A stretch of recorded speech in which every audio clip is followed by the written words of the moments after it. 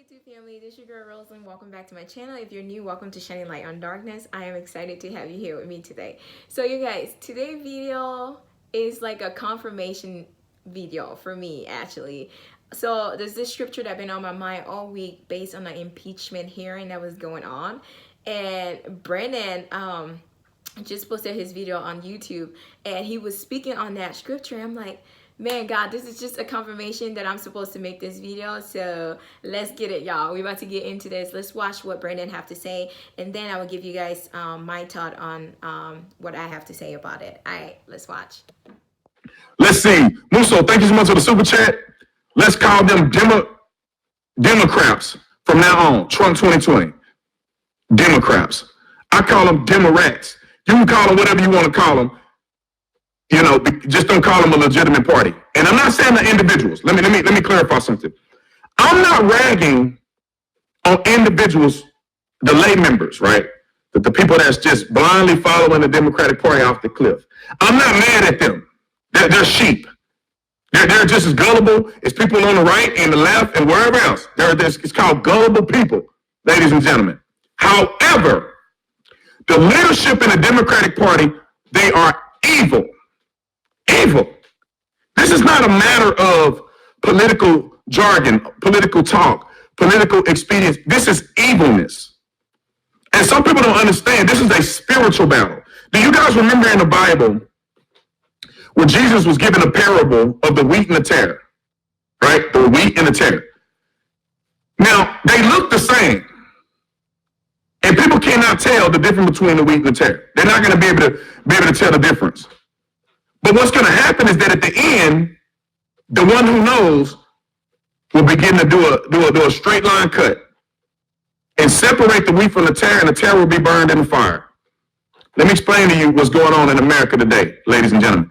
This is, in my personal opinion, and God ain't came down and gave me a message. In my personal opinion, this is the separation of the wheat and the tare. If you look at this, the people on the right are Christian folk. God-fearing people. People on the left, some of them are God-fearing people. They are just being misled. The rest of them are atheists, ungodly, inhumane, sexual deviant folks who don't care nothing about God. They don't want to hear nothing about Jesus. They think everything should go. They have no principles. Many on the left. And I'm not just saying, I'm not just saying this because I'm not a Democrat. I'm saying this because it's true. This is logic. Logic, ladies and gentlemen. Look at the representatives. Look at how they vote. They vote pro-choice. They vote for gay marriage. Look how they vote. And you can't tell, and you telling me that the majority of them aren't like I'm explaining. Come on. You can't be that silly. All right, so you guys, I have my baby with me. But seriously, I was really thinking about doing a video on this, and then all of a sudden Brandon video pop out on YouTube, and he was literally talking about the scripture that the Lord put on my mind. Okay, so the scripture is in Matthew 13:30. It said, let both grow together until the harvest. At that time I would tell the harvester, first collect the weeds and tie them in bundles to be burned, then gather the wheat and bring it into my barn. So you guys, even me, I was a Democrat. Like, it was just a family inheritance. Let's say that, okay? Because I'm African. I'm from West Africa, Liberia, and most African people are Democrat just because majority of the African community are Democrats. So pretty much we're just Democrat because we claim Democrats for black people.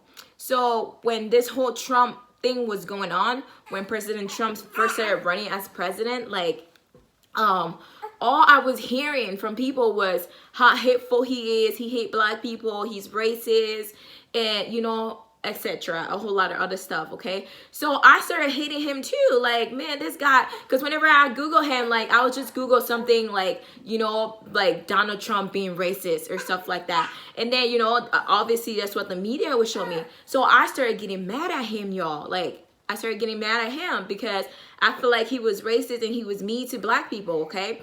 So fast forward, I was on YouTube and this guy, I think his name is Mark Taylor, he had a prophecy on there, and he was like pretty much saying that God told him that this man was going to be president while he was watching this TV show, and then he seen Donald Trump, and the Lord spoke to him and said this man is going to be president.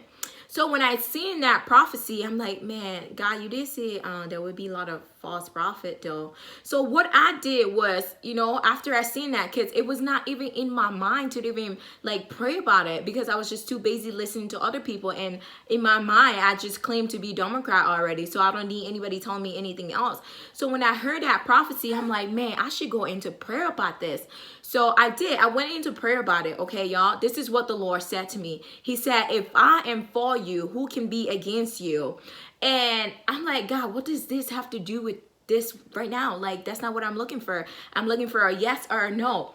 So anyways, as you guys can see, when the election was going on, like, Hillary was taking off. Like, it looked like she was going to win. Like, even CNN was telling us, like, this lady is going to win the race and all that stuff. And then at the finish line, y'all, Donald Trump took the lead.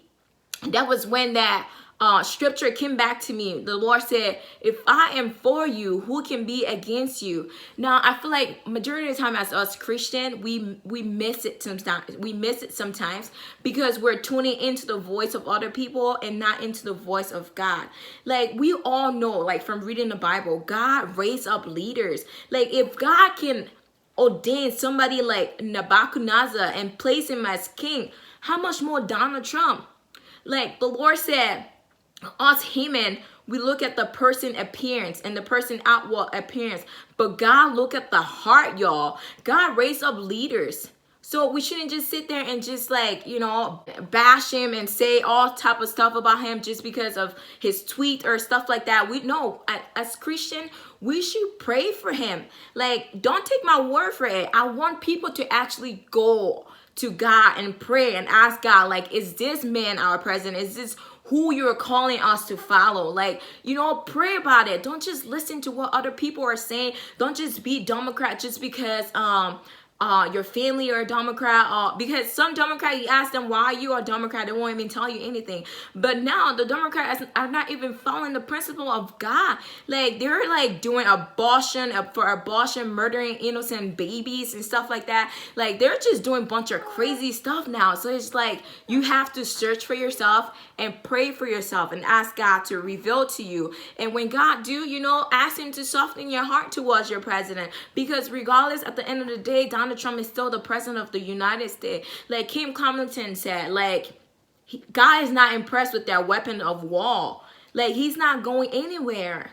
So if I were you guys, I would go into prayer and see what God want me to do, instead of me just like, blindly following the Democrat and doing sinful stuff like they're doing now. They're just like not even following the principle of God anymore. And remember, as believers, our principles is based on the principles that God give us.